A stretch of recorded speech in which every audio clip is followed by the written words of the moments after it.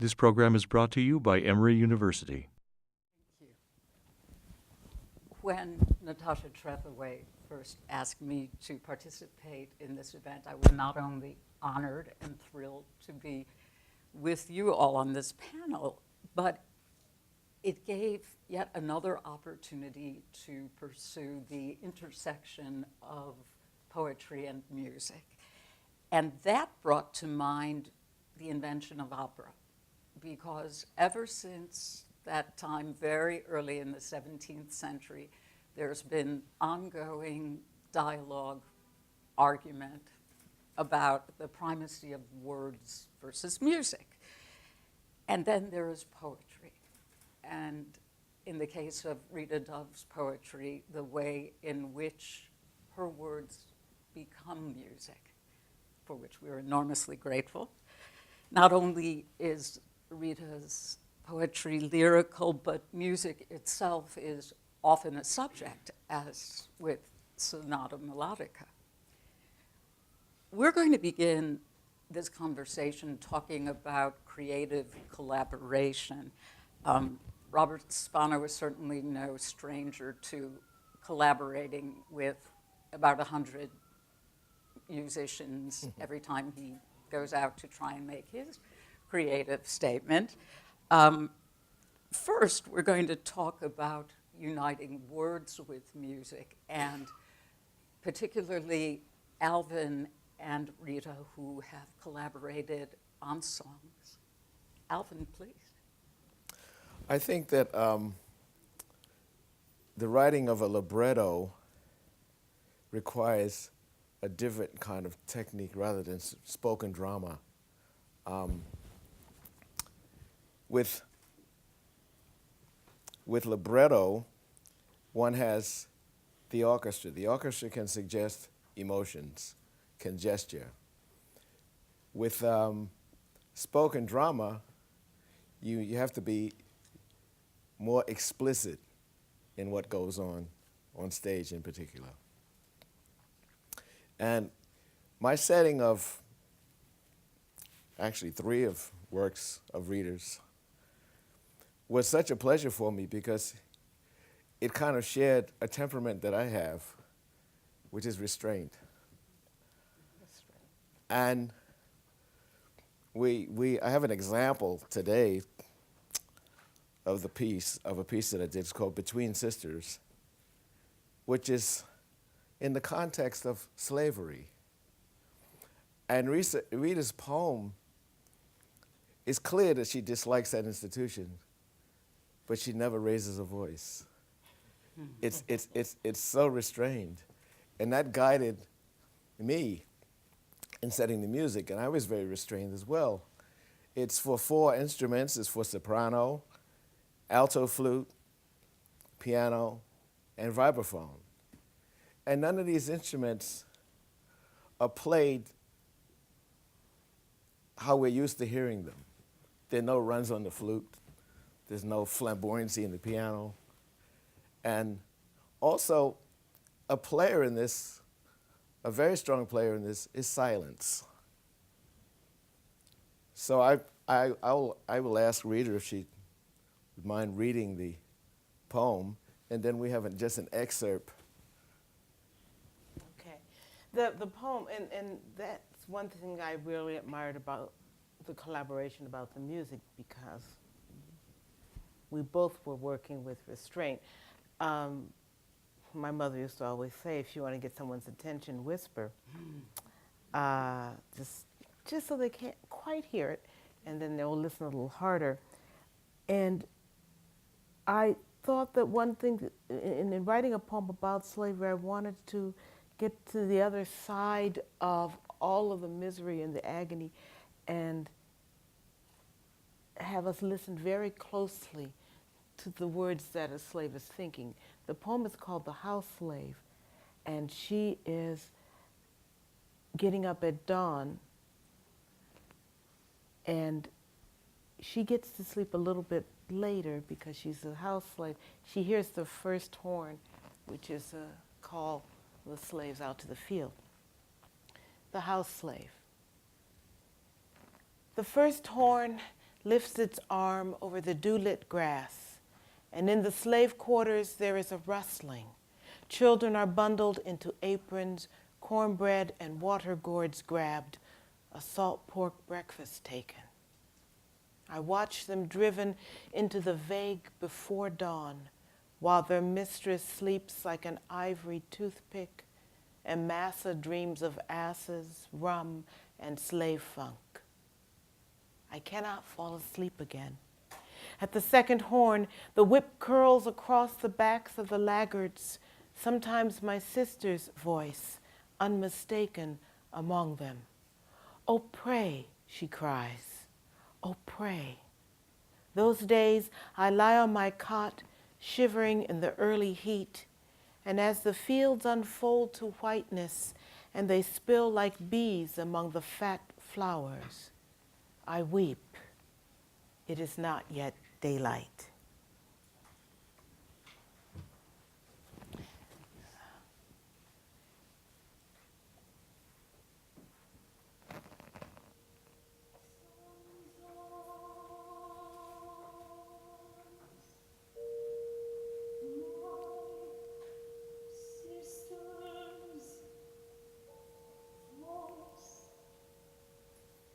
Unmistaken among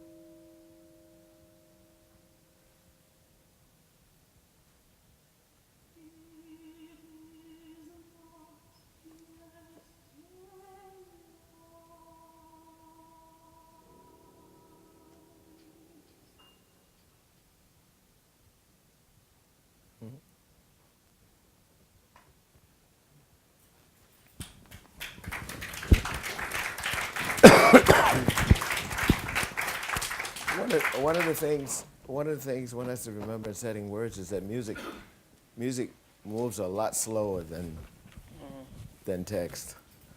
And so one of the aids is the repetition of long phrases.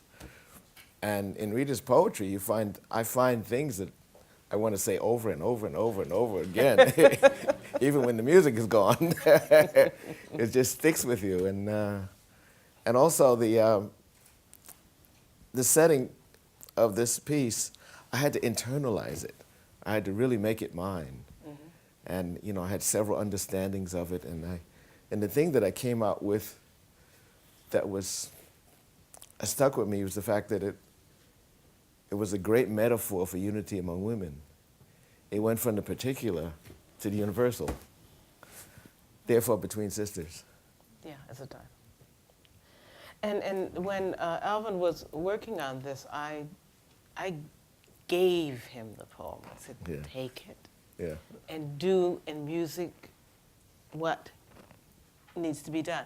I mean, when you're writing a poem, we have the luxury of knowing that it's going to be in print and that you can read it again and again. And for me, the silence, the restraint comes in not saying something and letting it go. I weep. It is not yet daylight. Yeah. But in music, if you have only silence, or those kind of moments, you won't have very much, it'll be John Cage. And sometimes John Cage, not always. I like his work, actually. But, and so the repetition is very helpful. It's really very helpful. I also realized that when a poem or words are set to music, words will get lost. They get lost because there are other instruments. The words are working together, the voices working together as an instrument with the other instruments. Therefore, it cannot always be the queen and sit up there and say, listen to me. But some words will get swallowed. So they get, in this case, the repetition helps you hear different things. Yeah. Robert, with a very impressive, critically acclaimed ring cycle under your belt, among other things, you certainly have your share of experience in trying to decide where does the music serve the text and where does the text serve the music. It's not simple, is it? Well, I think one of the key ingredients is the intuitive understanding of the collaborators for each other, even if they don't necessarily talk about everything. I mean, I'm suspicious of how much you discussed. You just got inside the poem and revealed your understanding of it, but it's so attuned to what was in the poem, and so there's a kind of meeting of. And Wagner, of course, was always he had the best collaborator he could find himself. He didn't know anyone better. And it is interesting in a case like Wagner, because then there are the collaborators who did indeed discuss a great deal. Verdi and Boito, that level of really generating the work with a lot of interaction and dialogue and mutual understanding of what the goal was in any particular scene or aria for that matter. But with Wagner, it's very interesting because you can, this question of first the words, then the music, or the other way around. With Wagner, you can see that the gestalt of what he's about to do is there in his generation of the libretto. You can tell he's already hearing the music he's putting to it. Yeah. So there's a different level of the generation of words and music. And Wagner's also a fascinating example in that department because it doesn't stop there. And so I was just thinking about Ravel saying so much more eloquently than I will now paraphrase him, that there's only one art, and every discipline is only that, some refraction of the art that is universal. So he really felt that plastic arts, visual arts, performing arts, dance, literature, everything was from one source. And with Wagner, you really start to sense that that's the way he conceived. And then there are, of course, other synesthetic composers. Messiaen and Scriabin are two that leap to my mind as, I mean, Messiaen would pepper his scores with what colors the music was portraying. You know, purple-orange at this point, or whatever along the way. Well, Scriabin went so far as to wanting to create an olfactory organ. Oh, Ah. He wanted to perfume the hall Yeah. with specific scents that were associated with the harmonies he was creating. So this whole notion of interdisciplinary generation of material, I'm endlessly fascinated by it. And words and music is sort of the, for me, and in our musical world, that's where there's so much overlap. We use so much of the same words. You can talk about the narrative of Beethoven's Fifth Symphony. You can talk about the rhythm of one of Rita's poems.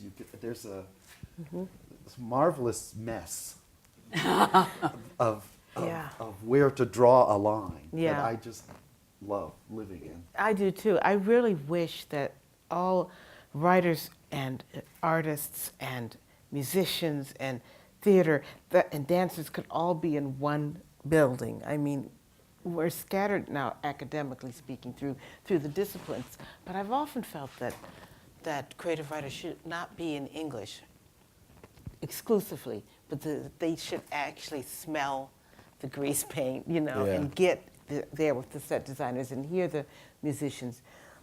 And actually, I put my poems in different colored folders. I have red poems, Really? green poems, blue poems. Yeah. So it's my way of keeping it. rituals are kind of fun too. Oh, no? rituals. I Yeah, know they Rita, are fun. I know she writes poetry in longhand. Is that correct? Yes. But you type. I type it at the point when it gets too messy, but then I always go back and mess it up again with my hand. I need the physical. I need to feel the whole body is writing that poem. It comes out from the foot soles. Do you Astrid. have rituals? You reminded me of Nietzsche, who always said thinking was a form of dancing. Yeah. Yeah. Really felt that his feet were involved in it. Everything is Yeah. involved. Really? Yeah. That's wonderful. Whoa. Do you have any rituals? Huh? Do you have any rituals? Oh, yes, I do. I compose every day. This is a cringe. No, I create, I guess for the lack of a better word, scales. And I put them in different keys and I have different colors. And then when I'm writing, I use some sort of circuitry that maybe one chord from purple shows up in pink somewhere else.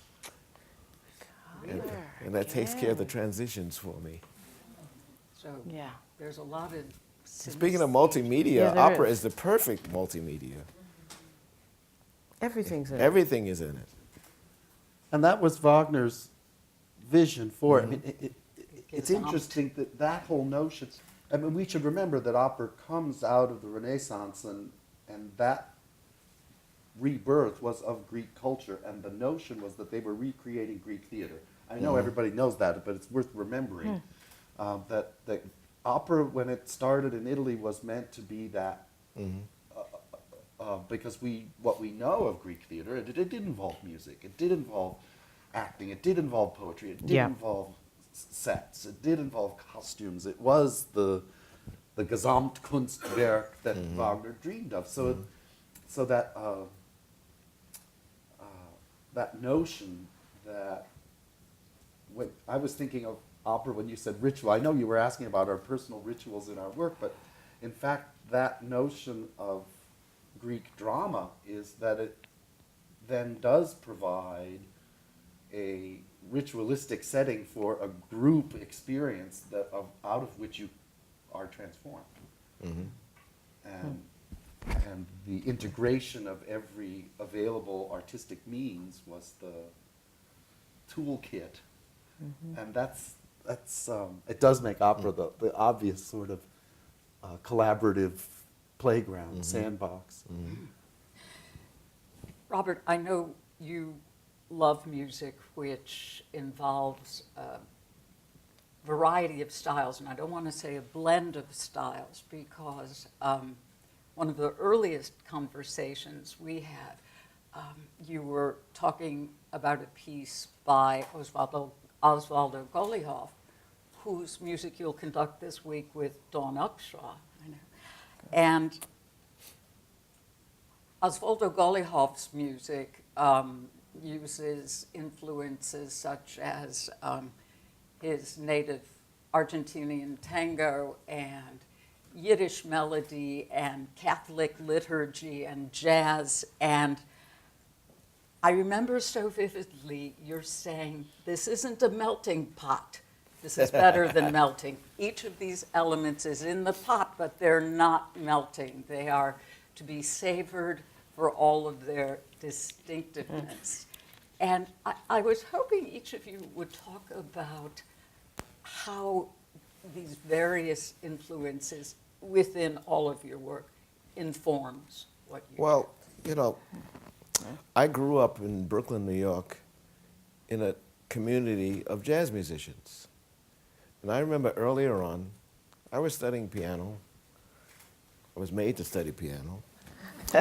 And I was experiencing all of this music being made, and I was so astonished that people could just make up things like that, and it all worked out harmonically, and it was so very exciting. And I think I've always kept that in mind, and I think very much that when I create, I think in sort of jazz structure. In fact, I had an earlier teacher who told me, when he looked at an orchestra piece, he says, you know, your music is filled with jazz structures. You ought to realize it and do it intentionally. So, and also, I was remembering something Picasso said. Picasso said that painting is a form of a diary. Getting to know yourself, you know, it is. And I also believe that a composer writes one piece, his or her entire life. Keeps writing it. Keeps writing it. Yeah, just keeps writing it. It's just... I grew up around music, all kinds of music, and without commentary. So no one was saying this is better or anything like that. My father played music on the radio, and it could be, and on the stereo, it could be anything from Telemann to you know. I'm trying to think who was. When he was in a bad mood, it was Billie Holiday. We'd sit up and say, "Oh, he's in a bad mood. We better be good today." But what I learned was that music was part of life, and also expressed. You needed all kinds of music to express all parts of yourself, and that they weren't mutually exclusive. So when I began playing cello when I was about 10. I wasn't made to play it, but I loved it. I loved the fact that I could wrap myself around this instrument and this music would come out. I was also writing. I didn't think that there was any problem. I didn't think of these as mutually exclusive things. They were both things that expressed some aspect of my personality. And in fact, I wanted to be, I was really trying to decide when I was in college, do I want to be a performer, a musician, or do I want to be a writer? Because there wasn't enough time to do both of them, I thought. And I decided to be a writer, but I still played. You know, I just was not going to be a performing cellist. I learned so much from music that applies to the poetry that I cannot separate the two. What I learned about, you know, actually the vocabulary is the same, measure or I-ams, or, you know, the musicality of a phrase and how it goes over a measure and how you can enjam a line. And it was all in the same pot. They weren't melting, but they're all in the same pot.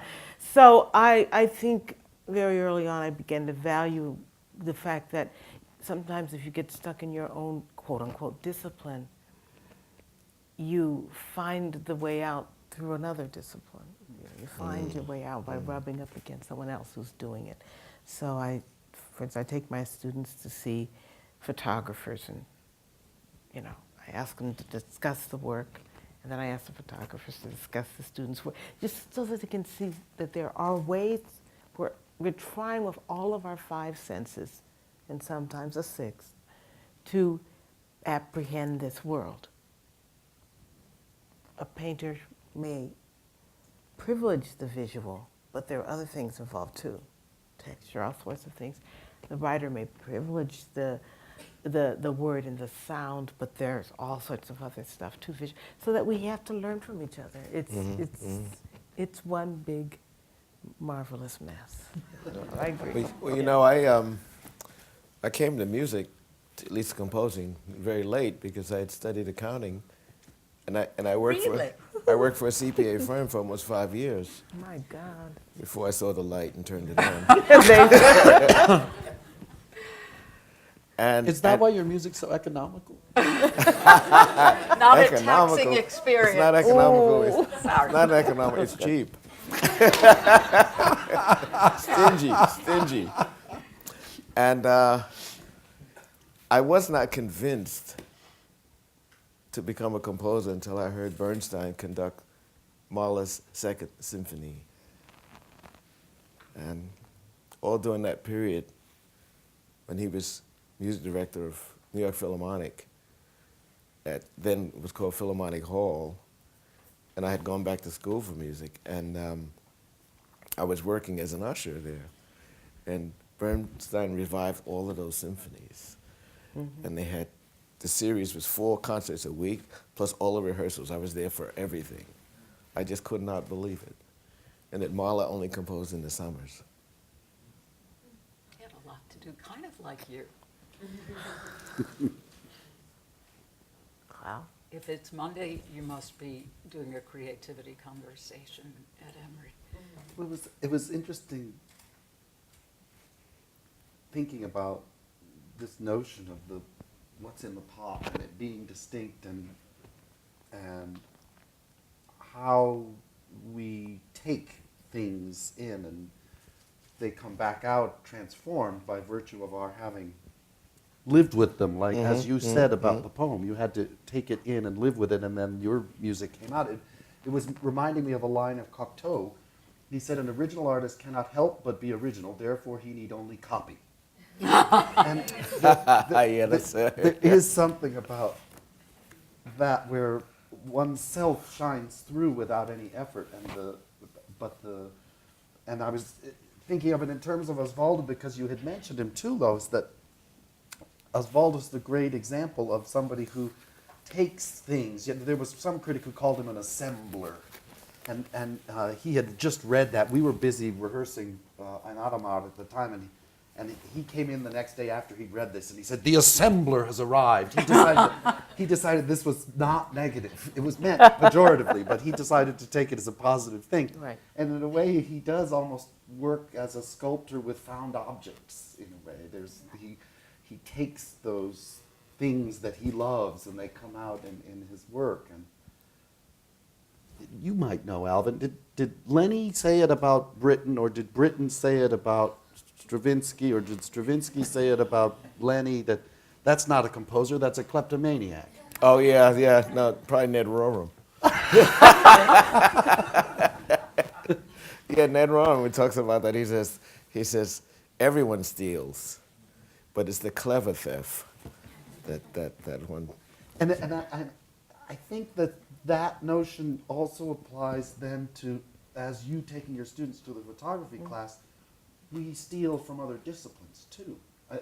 I know that my understanding of what I'm doing is enhanced if I'm with a really insightful, beautiful, creative mind who's working in another discipline. I'm thinking of Ann Patterson, who's done some set designs for us.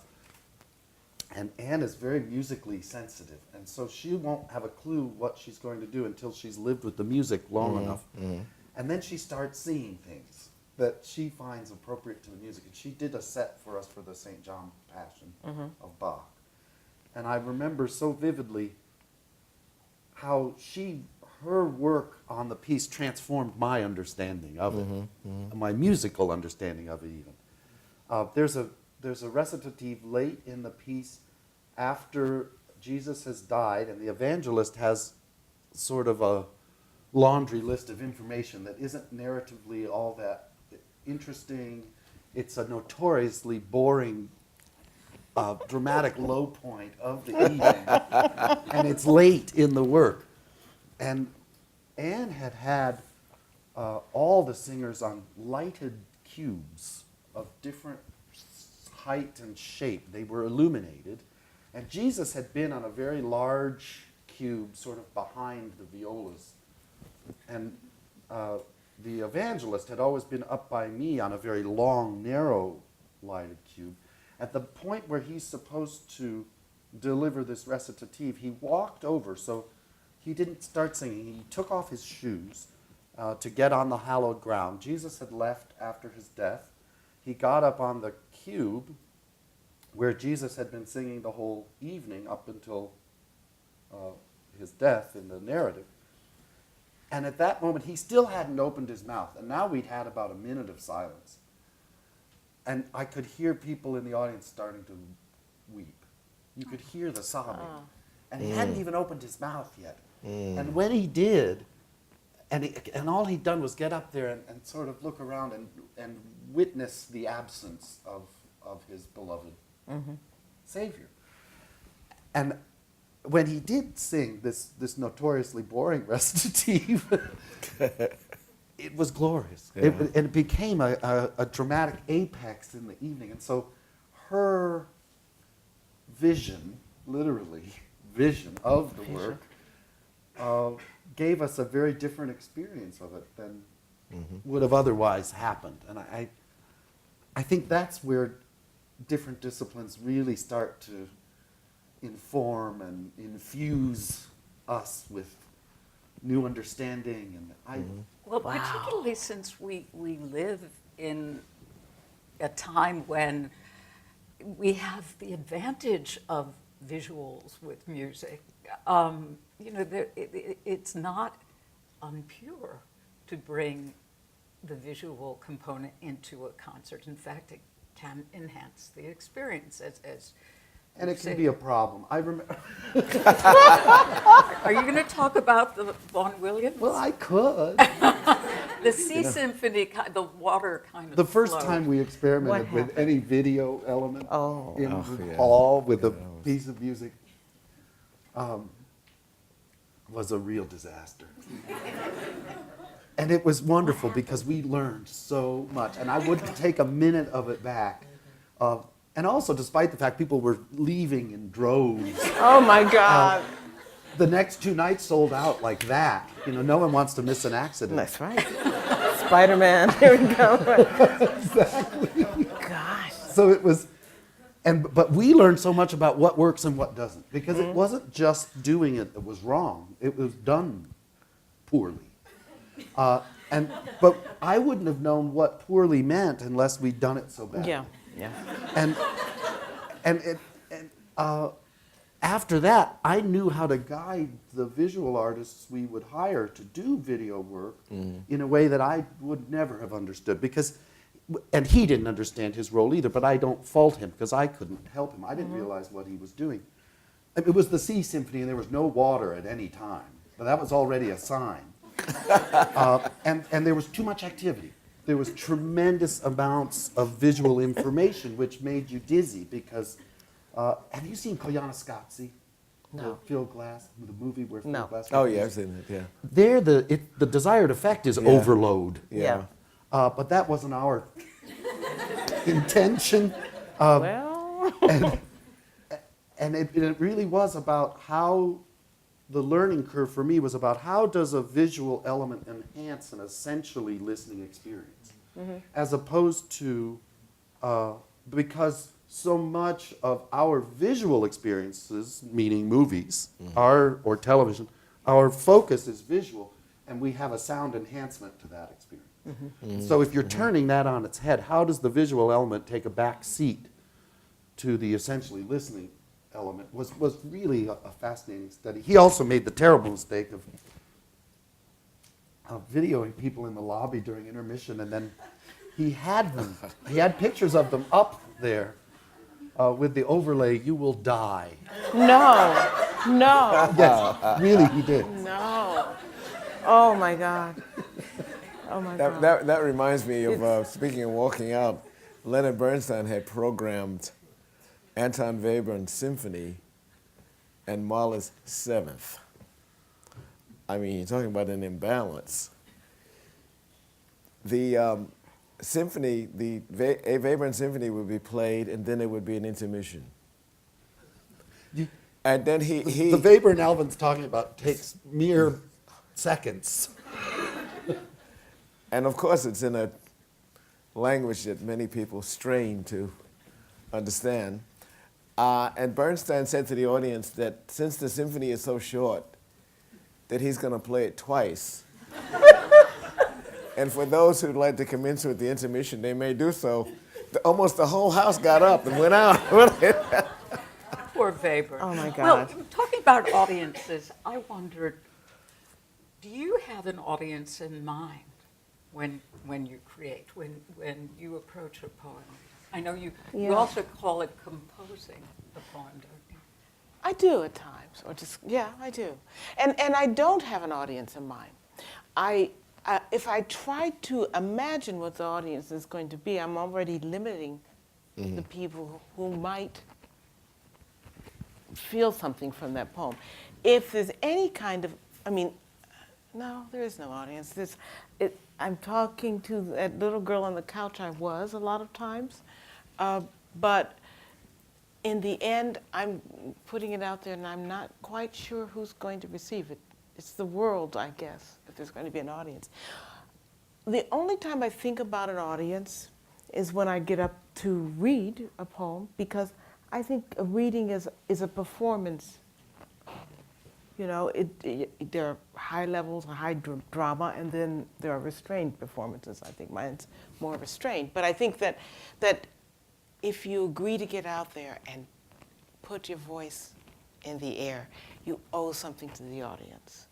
You owe it, not to be nervous, you owe them clarity, you know, and trying to reach out and touch them and to feel what the audience is like. And the only other time I think about it is in drama.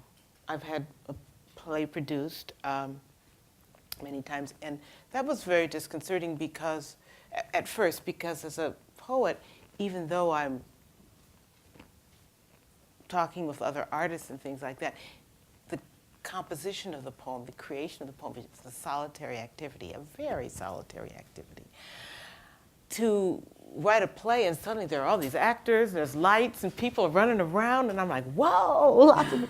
On the one hand, it's a great community. On the other hand, it's overload at times.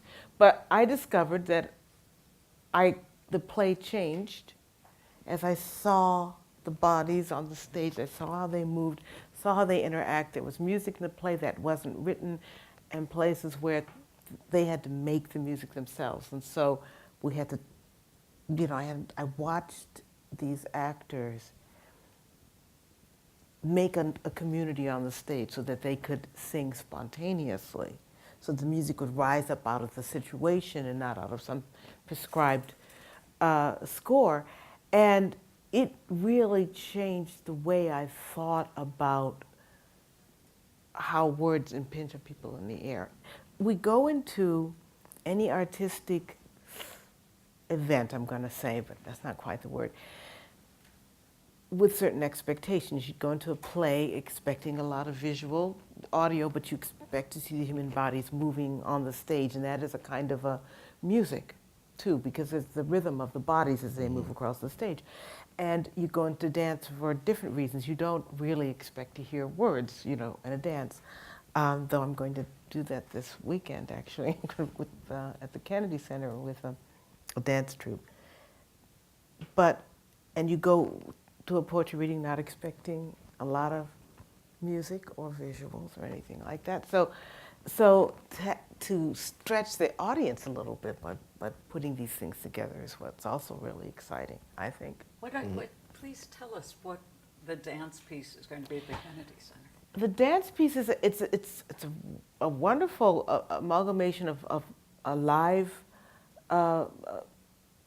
soloist with a violinist and with a cellist, and a dance troupe. It's a wonderful dance troupe called Lucy Boa Macaulay Dance Troupe. They commissioned the piece from the composer, and he took a poem of mine, it's called Ozone, and actually took the syllables and scattered it through the piece. So the poem gets deconstructed. It gets truly torn apart. But at the very end, I'm going to read the poem while the dancers are going to be there, and it's going to be a very intense rehearsal on Saturday. That's all I can say. But I'm not one of those writers. There are some writers that say, I can't hear my words. And, but I feel like if you're going into something which is a musical performance, you're not supposed to hear every single word. That's the contract we've gone into. And I'm perfectly happy with saying, here's the poem. See what you can make out of it. He was terrified that he had torn the poem apart. I said, I'm really excited to hear what sounds you hear in the poem if you perhaps didn't understand English. You see that kind of, what are the sounds that are making the effect? Because when you're writing a poem, you do use music. I mean, the voice, you use the human voice and the way it falls. My job is to write a score, so that a score below that exists beneath what's going on in the poem, so that the reader or the one who's listening subconsciously breathes with the poem and therefore knows how to feel. Yeah. So Hearing you read your poetry, I mentioned to Rita before the program began, I feel like she should have total control over who reads her poetry out loud, and it should only be her, which would deprive many people. Yeah, I remember an incident when we had a piece done for the Olympics. Yes. And Rita had written the text for that, and Andrew Young was going to recite it. And Andrew Young went to Rita. You remember that? He went to you and he asked you to read it to him. I thought that was so astute. it really was. It was so astute. So they went off in the corner and she read it to him. And he was terrific. Yeah, he was. We're talking about different influences and the non-melting, non-blended pot. And I would appreciate if you would talk about how seamlessly you balance addressing issues such as slavery, issues with which you have a historic connection, yet within the context of European art music, of standard poetry, of classical references. Rita, your work has so many classical allusions, yet none of it clashes, and there is none of the sort of deliberateness that I think we saw early in the 90s when there was so much controversy about Eurocentrism in American arts. I mean, even in Sonata Mulatica, you have references. Well, I think it's a myth. It's a myth that these things are mutually exclusive. That jazz doesn't have connections to classical music and vice versa. And from way back, when I was playing early music, I started playing the viola da gamba and working these ensembles. I'm like, this is just like playing in a jazz ensemble. It was just like that, with that kind of give and take. And so anyway, but I do think that what happens is that we begin to believe that that you cannot talk about the experience of slavery in a classical drama because these forms are somehow enemies. I don't know. So I just refuse to accept the fact that anything that interests a human being belongs in a certain corner and can't interest the other human being. I just Did won't you- even acknowledge it. Did you come under fire for some of that? Oh, yeah. Did the spokespoet, was that what some expected of you? Yeah, well, people expect things of you. No, I mean, I've come under fire for being, not black enough, or only writing about black things, or writing poems about women, which excluded men, and then how dare I write a poem from a male point of view? Just let it go. No, but I think some people need to feel safe. They need to know where you stand. And I've always felt like I go where my passion is, I go where I'm interested. I don't know where I'm going to land. But if it's interesting, if I'm compelled by it, I have no choice but to go there. When, as an example, when was it, 98, I think, our house burned down. I was struck by lightning. Literally, boom, and it was gone. And our neighbors, I thought, this is not a time for poetry, it's a time for rebuilding the house. Our neighbors took us out because we were still finding things in the rubble, and after about a week they decided that we needed to get out and have some fun, and so they took us to a dance. Told us to get some clothes. We had no clothes. We had to go. The first clothes we bought were a tuxedo and a gown. That's kind of wild, And off we went to this dance. Now, I'm not thinking of anything. I'm not looking for poems. I'm not trying to make anything. We see someone waltz by, literally, dancing, and I said, I've always wanted to ballroom dance. Our neighbor said, let's all go ballroom dance. So we took lessons, and my husband Fred and I were the only ones who stuck with it. Now, what does this have to do with poetry? And in fact, we still do it. This is, many, many years ago. But for a while, my friends and my other poet friends were like, you guys are ballroom dancing? Like, what? You should be writing. I think I'm dancing. I'm dancing. I don't know why, but I'm dancing, and it feels great. And then the poems began to come. There was some about dancing, but there were other things that taught me more about the body and how the rhythms of the body, and how. So it actually enriched, I hope, the work. But you can't ask questions. You can't divide these things up into categories and say that I'm a professor.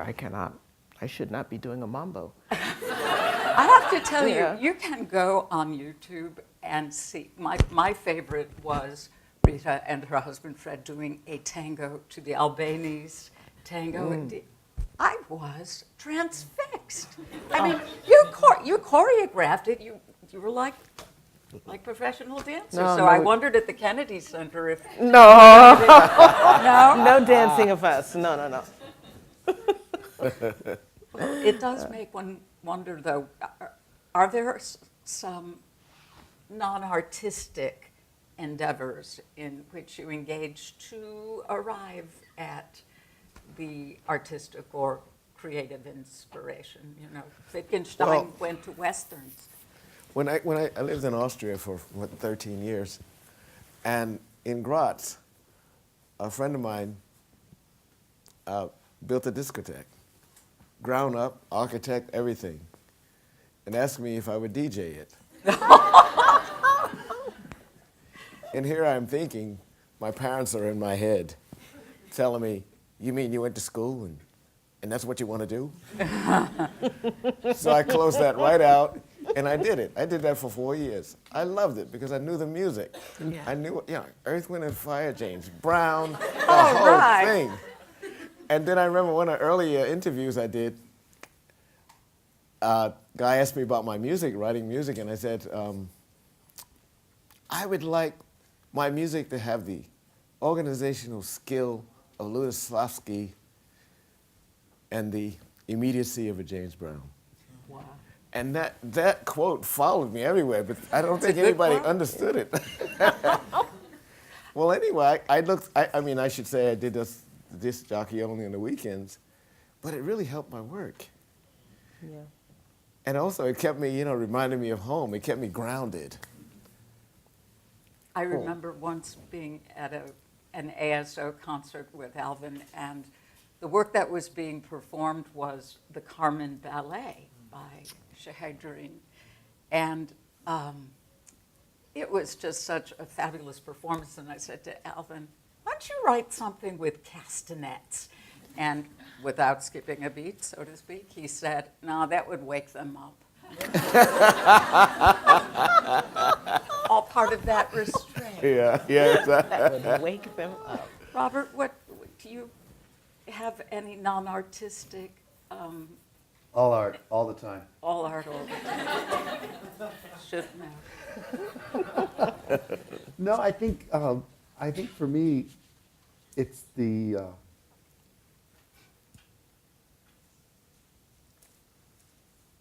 change of medium that I find so inspiring.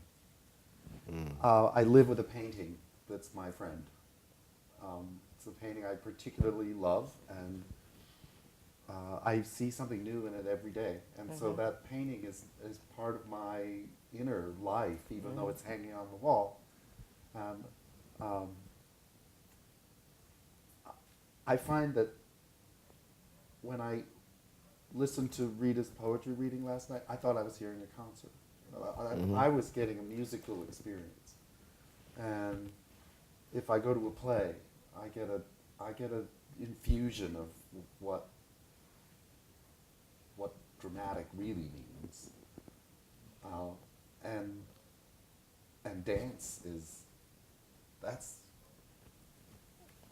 everything. That's everything. Yeah. You dance? Yeah. I can't, but I On the podium, you look pretty live. but I love what I learn from dancers and watching them, and a great choreographer is a wonderful and rare thing. So I can't think of anything that I do or experience that I feel is direct influence on my work as a musician that isn't connected to art, but all of those experiences I find are so influential and important. And Your mother, she calls you a libraholic, is that it? oh, biblioholic. Biblioholic. Yeah, I am an avid reader.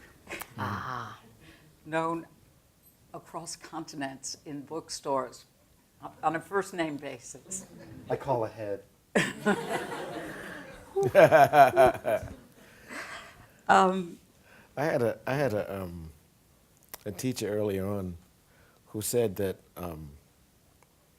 one should learn broadly and exhaustively and compose intuitively and trust your subconscious. So that's why people do a lot of things. Why people travel. That's why people read. Why people learn languages, and it all affects what you do. All of it. Rita, you've described writing as your salvation. Would you elaborate on that? Wow. Well, first of all, I always thought that being a writer was the best artistic job on earth. Sorry, guys. But it was because I felt that I could go anywhere. I could be anyone in the spirit of, while I'm writing. I could write about an astronaut, or I could do anything. I could go anywhere, and I had the right to do so. So that was the one thing. And the idea, I was a very, very shy child.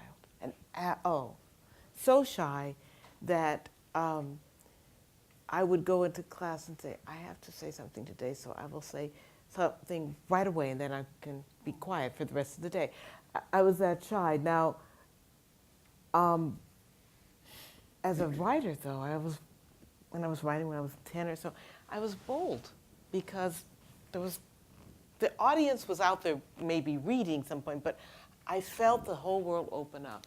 And I loved language. It was opening up through this language. Writing in a certain way became my salvation. It taught me to. It taught me a lot about what it means to be human. I learned as much, when I write a poem, I learn as much from that poem as I'm writing it, as I'm hoping that a listener or a reader will hear. If I'm not astonished or frightened by something in a poem that I'm writing, then I can bet that it's boring for everybody else. And so that's one of the things. I think that being trusting that intuition, trusting your subconscious, going out there and saying, okay, everything matters, let it filter through, and then trusting it to bubble up, has given me in the rest of my life a certain kind of confidence that I don't think I would have found just sitting there saying one word or two in class. Yeah, so it has been my salvation. Your salvation, music. Now I want to read this letter. I didn't know if I'd want to read this letter. Please. But I brought it because I thought this might be relevant today. I'm just not sure. But what you're just talking about and what Alvin just said about the intuition and allowing the subconscious to work, I find to be one of the greatest challenges in my own work to practice non-interference. and it made me think of the letter, so I got lucky. I brought it for a good reason. This is a letter that Martha Graham wrote to Agnes DeMille. I don't know what the occasion was, I don't know if Agnes had asked for this advice, but she got it. And I think it speaks to that issue. There is a vitality, a life force, a quickening that is translated through you into action. And because there's only one of you in all time, this expression is unique.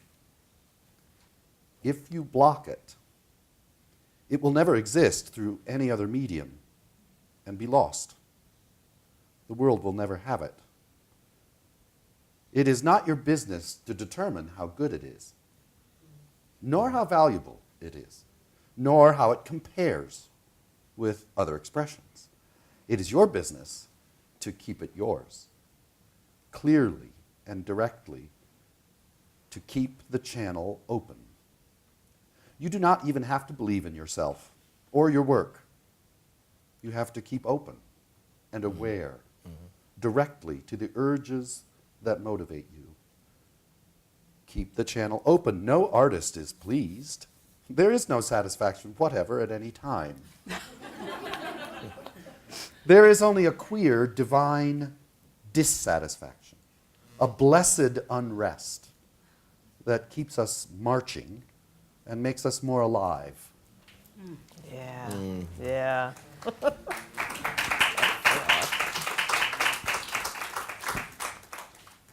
Queer divine dissatisfaction. That's beautiful. Do you know, by chance is Jonathan Prude here? Agnes DeMille's son is on the Emory history faculty. I didn't know that. And it's quite special. He has wonderful stories, which would be another conversation. To conclude, I would like to read a line from Sonata Melodica, and it's from the portion, Concert from Hanover Square. I was nothing if not everything when the music was in me. Rita Dove, Robert Spano, Alvin Singleton, thank you for the music that's in you. Thank you, Lois. Thank you, Lois.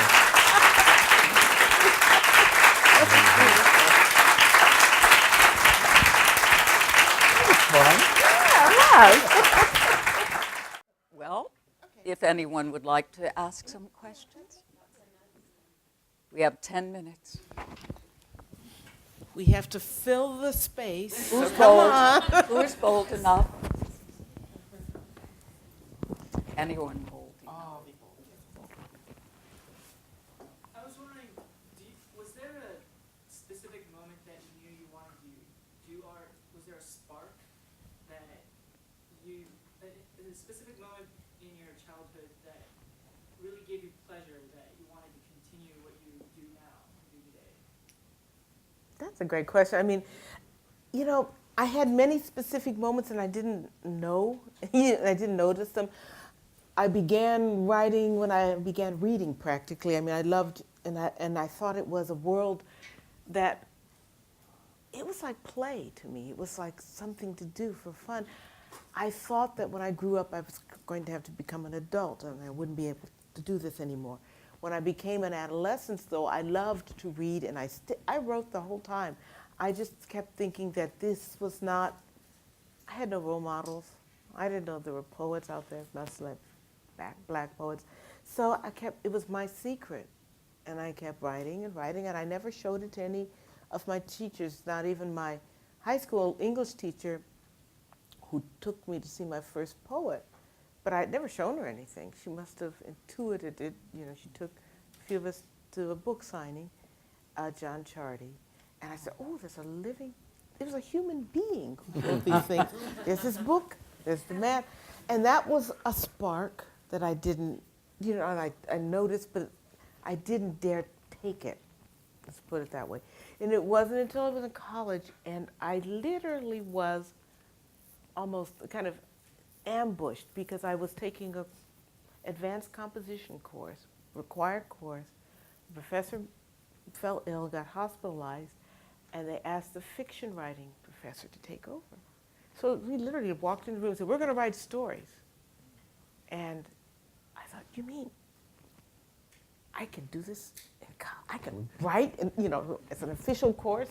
And that's how I think what happened was that I had to accept the fact that that I wasn't going to shake this thing, and that I loved to do it, and that it wasn't going to fit in with my parents' plans for me, or my racist plans for me, or anything like that, because I was a very good student, so everyone expected me to become a doctor or a lawyer, or that whole line, or teacher, and I would have made a terrible doctor, and I had no aptitude for law or anything logical, so I felt like I was letting everybody down by going off on this wild thing, but I couldn't fight it, so I decided to go with it. I was about a junior in college. I'd written all my life, I just hadn't rewritten, and that's the point. That's good. Yeah, that's a. Oh, I know exactly how I ended up doing this. My brother had started piano lessons, I think, when he was 5, and he didn't take to it very happily. And so my parents weren't going to start me so early, and they hadn't quite decided. And then I started complaining that I wanted lessons when I was 6, so I started the piano when I was 6. And then my father's a flute maker, so when I was about 8, I was handed a flute and told that I was a marketing tool. Then I wanted very much to play the violin. And I met tremendous resistance to that because I was already playing the flute, but I did add the violin. And then I started writing a lot of music. And I loved those instruments pretty equally when I was a kid. And I was being encouraged by teachers and other authority figures that I needed to focus, pick one, and pursue it with more exclusivity so I'd be better at it. That eventually I would have to choose. And I sort of knew that, but I didn't want to choose. And then when I was 14, I had a chance to conduct a piece that I had written. And that was overwhelming because I didn't know enough to be nervous. So I wasn't frightened, and my father's a musician as well as a flute maker, and I had gone to orchestra rehearsals with him all the time, and so I knew all these people, and I was very comfortable. And they played through this piece that I had written. I'd gone to my high school orchestra director, who was also my violin teacher. She taught me basic things. I didn't know what I was doing. And they played, and I said, that's fantastic. And the conductor said, well, don't you want to rehearse? I said, what for? Yeah. I've never felt that way again either. It was really a spectacular experience for me. If you ever get the chance, you should do it. Because it's the best place to hear an orchestra. It's surround sound. It's just fantastic. Yeah. And then you get to drive. So it's even better. And then I realized, aha, this is what I have to do because, and then instead of focusing on one instrument, I added more.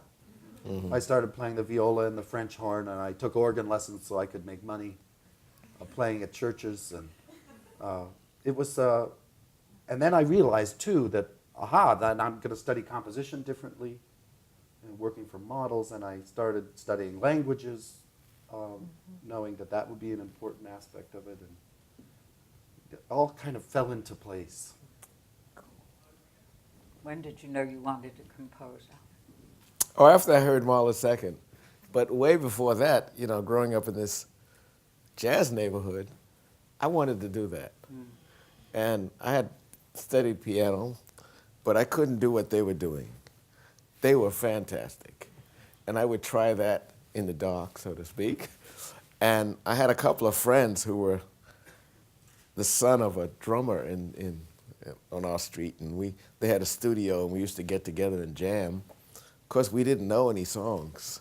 We'd just jam all day, and we'd be so happy that we made something. And then I realized that this is not going anywhere. So I formed an ensemble that I arranged music for. And we got little jobs, you know, like wedding receptions and things like that. And then one day as we developed, the saxophone player turned to me and said, "You're playing the wrong harmonies." Then I knew I was advancing. I knew then I was advancing. Do you have any other questions? Anyone? Yes. How do you help young people find their spark of creativity or their passion? Is there something that you have found that you do to move them toward the beauty in life, or what moves them to become more creative? You know, I think I've often thought it must be easier in music. I'm going to toss it to you in a minute because it doesn't involve words, and words make us very self-conscious. I think every time we speak a word, we're aware it's not the right word. Not quite the right word. You know, we're always going, you know, and like, and so to get young people to find that spark, you know, on the pages, so it's sometimes hard. You have to get over top that self-consciousness. I say get them very young. You got to get them before they have that self-consciousness. And what I think that what the best thing for young people would be if they were read a poem at the end of the school day. No commentary. It's sort of like pledging to the flag. You just, teacher reads it, they go home. No, nothing. They have no duties. They're going to start to get a little anxious after a while and say, well, what about that one from yesterday? And read it again or not, or we don't like it. They grow up with it. They converse with it. It becomes a part of their life, that mode of expression. In the same way that music, in some way, you know, it's a part of all of our lives in some shape or form. We hum, we sing, we do that on all levels, but words are a more difficult thing. And I think that to have them, to read things aloud to them, to have them read it aloud, to hear the music in the words, is one way for them to get the spark. Yeah, I think you hit it with exposure. Nothing develops for a child if they don't get a chance. Yeah. And in terms of their creativity, I think it's the easiest thing in the world is to allow it to unfold if they're given the resources to have that happen. And the worst thing we do is kill it and shut it down or force them into molds that aren't suited. And I think it's, you've seen it happen. I mean, we all have it. It's so sad. Yeah, it is. Not everyone's going to be good at music or interested in it, and that's okay. And somebody else is going to be interested in painting, and that's going to be their thing. And then the other guy that's interested in dance isn't going to be any good at the painting stuff, and all of that's good. And I think it's the hardest thing to do in education is to to recognize the other for who they are and allow them to explore and expand and unfold, and rather than to try and put something on. The word does mean to lead out. And so if we can help facilitate someone's ability to let out what they have, I think that's our mission as educators. And also it depends upon the environment in which they live. I had a nephew who was, I don't know, he was early teens. He'd bring me what he called poetry. And I asked him, I said, have you read any Langston Hughes? And he said, no, Uncle Alvin, I'm trying to do my own thing.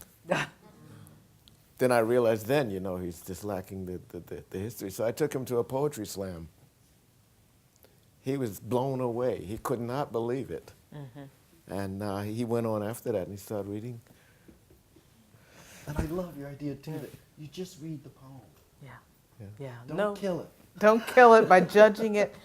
I mean, our educators have a really hard time because, especially now, everything has to be quantified.